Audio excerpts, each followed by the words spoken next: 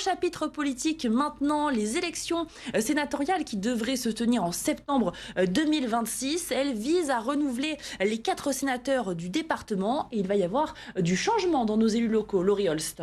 Et oui, Laura, actuellement, nous disposons de 4 sénateurs dans le Var. André Guiol, Michel Bonus, Jean Bacqui et Françoise Dumont. Eh bien, il va y avoir un changement important dans le paysage des sénatoriales varois, puisque seule Françoise Dumont retentera de briguer un nouveau mandat. À côté, les Républicains, donc du changement, Michel Bonus et Jean Bacqui ne se représenteront donc pas en septembre prochain. Ils seront remplacés par des candidatures LR de politiques locaux, déjà bien connus dans notre département.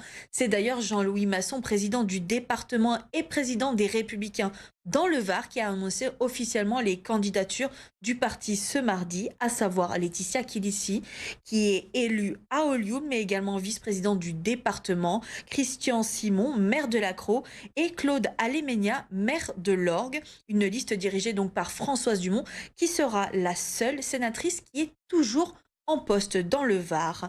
Des noms officialisés donc par un message sur les réseaux sociaux et donc des candidatures qui se dévoilent peu à peu dans notre département. Pour l'instant, seuls 2 candidats s'étaient officiellement annoncés.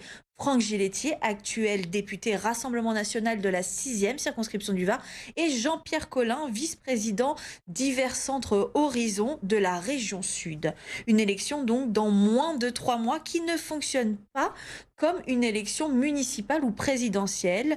C'est un renouvellement, je vous le rappelle, par tiers qui se fait tous les 6 ans, à savoir 170 sièges seulement sur l'ensemble du Sénat. Un suffrage qui se fait universel mais indirect pour ce mandat, c'est-à-dire que ce ne sont pas les habitants qui sont appelés aux urnes, mais leurs représentants, à savoir députés, conseillers départementaux, régionaux ou encore municipaux.